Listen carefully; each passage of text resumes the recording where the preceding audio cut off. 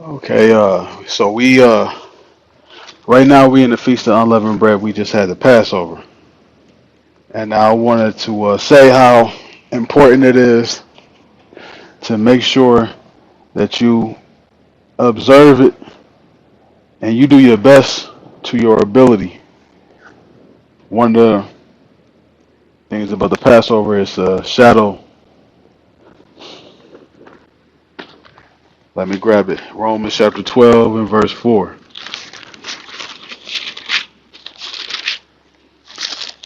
Romans chapter 12 verse 4. Okay, so like it's not 12 and 4.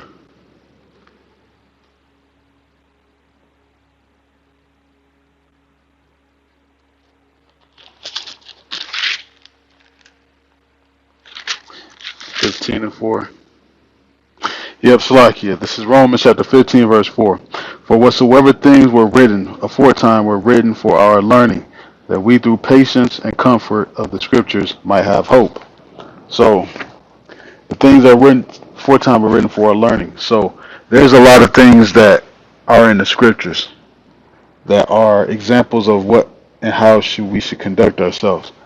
Now, when we was rushing out of the Passover, rushing out of Egypt during the Passover, one of the things that we were told to do is, you know, we weren't, well, during the Feast of Unleavened Bread, we were not allowed to eat, bread with leaven. Leaven puffs up. And that's what you don't want to be. You don't want to be puffed up. You know, uh, you want to make sure that you're trying to do your best to examine yourself, and you want to be as humble as pie. Uh, have you ever seen bread when it gets put in the oven? When that heat hits it, it puffs up. But the thing is, under that heat, that's when it gets puffed up. It's easy to act humble until you confront it, and all of a sudden you get puffed up, and that's what we are not supposed to do. You know, so just like how the bread, we rushing out of Egypt. We don't got time for pride to get puffed up. We right now we're looking to get delivered out of modern day Egypt. We don't got time to get puffed up. We don't got time to do that. And really, it shouldn't just be this 7 days where you observe it and don't, you know, get the leaven out of your mind and your heart and your pride. You want to treat every day like it's the Feast of Unleavened Bread and keep that leaven out of you. It's hard to do. It's very hard to do. But as you learn through experience, there's a lot of things that'll help you along the way, you know, and the Most High will help you with that as well. I'm going to start with this 2 Corinthians chapter 12 and verse 6.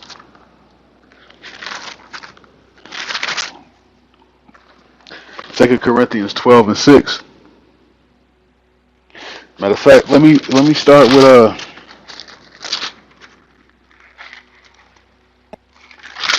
I want to start real quick with I think First Corinthians before I jump in that.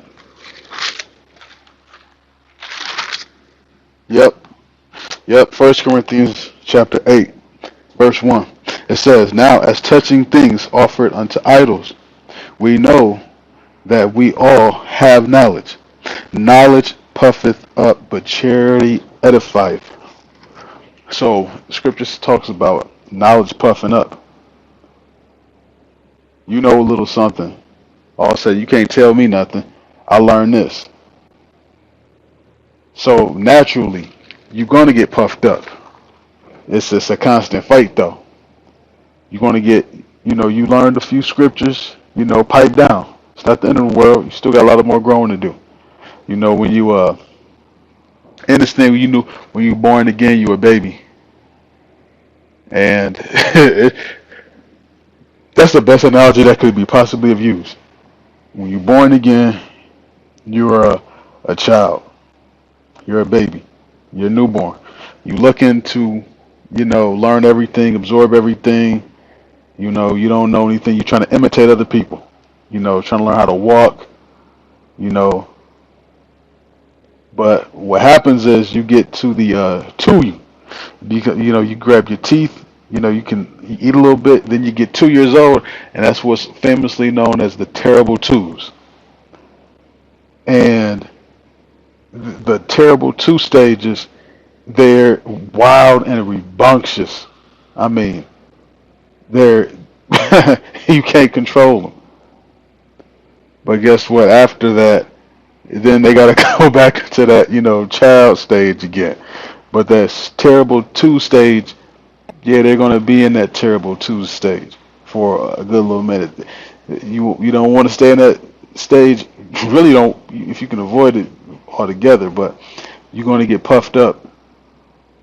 You know, I remember stories about when I was a kid, when I was a child. I heard some horror stories about how I was. You know, children can be assholes. And from what I heard, I was a big one. So you want to make sure that you know you pipe down, become a kid again after your terrible two stage. You get a little bit of knowledge, then you start to be like, okay, all right, I'm starting to get the hang of this thing. So knowledge puffs up. You get puffed up with a little bit of knowledge. Now let me go over here to 2 Corinthians chapter 12, verse 6. It says, "For though I would desire to glory, I shall not be a fool, for I will say the truth, but now I forbear, lest any man should think of me above that which he seeth me to be, or that he heareth of me." So he don't want somebody to think too highly of him than what he really is. Verse 7, "And lest I should be exalted above measure through the abundance of the revelations." Revelation. You get revelations, you think, the Most High is dealing with you. Well, brother, you need to do this. You start to get puffed up. Reading on. "There was given to me a thorn in the flesh, the messenger of Satan to buffet me, lest I should be exalted above measure." So you get a thorn in your flesh that'll humble your ass down. And that thorn is designed specifically. Now, I'm going to read the next verse. Verse 8, "For this thing I besought Yahweh thrice," thrice meaning 3 times, that it might depart from me. "And he said unto me, My grace is sufficient for thee, for my strength is made perfect in weakness. Most gladly, therefore, will I rather glory in my infirmities, that the power of Hamashiach may rest upon me." So he understood and accepted it. That thorn in his flesh was to help keep him humble. And now, wasn't for nothing else other than that. That's the purpose that it served. Wasn't because I just want to put it, no. Specifically to keep him humble. What does that mean? If you strive to be more humble, then the Most High won't have to necessarily put a thorn in your flesh to keep you humble. This fighting to stay humble, that's something you constantly got to do. It's a constant thing that you got to constantly do. As part of remembering that everybody has a portion. Everybody is not going to have the same revelations as you. Everybody's not going to have as many videos as you. Everybody's not going to be a greatest speaker as you. Everybody, because when you get puffed up, you start comparing your strengths to other brothers' weaknesses. Then guess what? You all of a sudden you have a thorn in your flesh, or you get a thorn in your flesh. Whatever they may be, how the marvel the Most High might do it. You getting puffed up, and then all of a sudden you got woman problems. And then all of a sudden let's say you kicked out your house and you got to stay with another brother who you was all puffing up. And guess what? Now you gonna pipe down a little bit. You got a little thorn in your flesh. could be health related, it could be a woman. But guess what? You got something that's humbling your ass up. And then when everything's cool, you want to get, puffed up again. And then the Most High do the same thing again. This is wash, rinse, repeat. Just stay humble. It's hard to do, but you got to constantly keep doing it. It's not something that you do just once. It's not something you do just twice. More than half of your battle throughout the day is going to be simply fighting Satan off, putting on that armor. That pride. It is the thing about pride is it's one of those sins that you can't you can't really you can't really rebuke it. You want to know why? You know, you can rebuke somebody for being humble, but here's the thing. Saying that somebody's being prideful, it's subjective. That's what makes it so hard. It's subjective. That person may not think that they're humble. As opposed to, let's say, somebody committed adultery. You can actually see somebody physically committed adultery. You can rebuke somebody committed adultery, and you can provide evidence of it. Somebody eats pork. You can rebuke somebody for that. But when it comes to pride, that leaven is flat and it starts to grow. It starts to grow. Is that pride? How far does that unleavened bread get puffed up before you're like, okay, it's out of control? It's something that it's extremely hard to this prove to somebody. You know, not everybody has the time in their day to rebuke you about how you puffed up. So what some of you always got to constantly do is examine oneself and not just rely on other brothers to tell you that you puffed up. A brother might just not say, "Hey, you puffed up because you you too puffed up to handle." Then all of a sudden that demon to get out of control. So you'd rather just deal with that than deal with the demon that's going to jump on you and being puffed up. Because the puffed up mind want to be like, "Hey, brother, if I was puffed up, when did you tell me?"